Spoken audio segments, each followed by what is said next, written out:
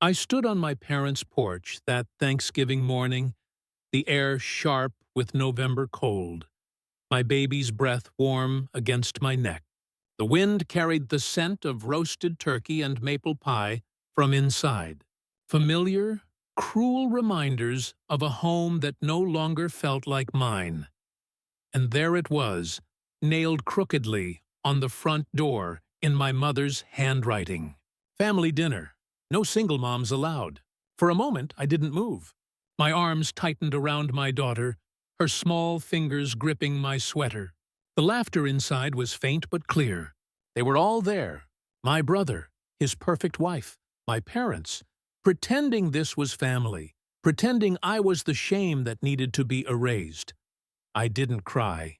I just stood there, the cold seeping into my bones, my pulse steady, too steady. Then I knelt, set my wrapped gift gently at the door, and whispered, "Happy Thanksgiving."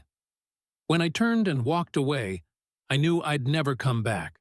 2 years earlier, my mother is to say I was her pride, her little overachiever.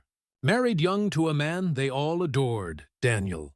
Clean-cut, polite, ambitious, the kind of son-in-law my father used to brag about at barbecues. They never saw what happened behind closed doors. Daniel's words came first, sharp, disguised as jokes. Then came the distance, the late nights. The phone always flipped face down. When I found the hotel receipts and the messages, I didn't scream. I just stared at the screen, memorizing every word he'd sent her. My mother's response when I told her, "Maybe if you treat harder, he wouldn't have strayed." That was the day something inside me cooled, solidified. I stopped expecting warmth from people who only offered conditions.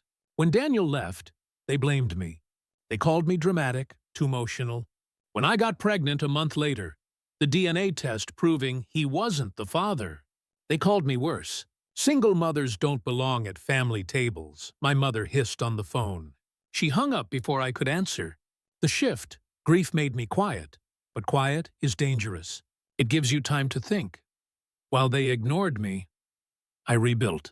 I took freelance design work, saved every dollar, invested carefully. I stopped explaining my choices. My daughter became my anchor, small, soft, utterly pure. And while they whispered about meat Sunday dinners, I listened. My brother's wife posted photos, their modeled kitchen, the brand new dining set, my parents' retirement plans. Every caption, every post, a clue. They thought I was invisible. I wasn't. So, I started planning, not out of rage, out of clarity. I wanted them to feel what they'd taught me to feel. Exclusion, disappointment, and the weight of being forgotten. The plan. When my parents' anniversary came around, I sent them a surprise gift. A home automation system I designed under my business alias. It was sleek, modern, voice-controlled. My mother bragged about it to everyone. Our daughter sent it. Maybe she's finally growing up. They didn't know it wasn't just a gift. It was a mirror. I'd built hidden cameras into the system, not TOSPI, but to record their words, to capture the truth. Every comment, every cruel laugh, every time they mentioned how I'd ruined Thanksgiving that year by showing up. 6 months of footage, hours of evidence. Then came Thanksgiving, the one that mattered. I had the package prepared, wrapped in gold paper tied with a bow. Inside, a flash drive, a letter, and a family video montage I edited myself. On the surface, it looked like a sentimental compilation of old memories, birthdays, vacations, laughter. But halfway through, it shifted. The hidden footage began to play. Their words, their mockery, their faces as they insulted their own blood. At the end, my letter appeared on screen. This is the family I was told to be proud of. This is the home my daughter will never know. Thank you for teaching me what love isn't. The next morning, their screams came just after dawn. My neighbor, Mrs. Harlow, texted me. "Something's happening at your parents' house." I heard shouting. I just smiled, holding my coffee in one hand, my baby playing at my feet. Through the online access I still had, I watched them insolence. My mother sobbing, my father shouting at my brother, accusing him of leaking the footage. My brother's wife hysterical, the family perfect and polished, breaking apart on camera. Every secret laid bare.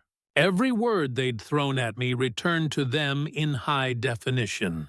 I didn't post it online. I wasn't looking for sympathy. Justice doesn't always need an audience, just precision. They stopped calling after that. The silence was louder than their hate. And somehow that was the peace I'd been waiting for. Now, each Thanksgiving, I light a single candle for myself and my daughter. No big table, no forced smiles, just warmth, honesty, and quiet. Sometimes when I tuck her in, she asks, "Where's Grandma?"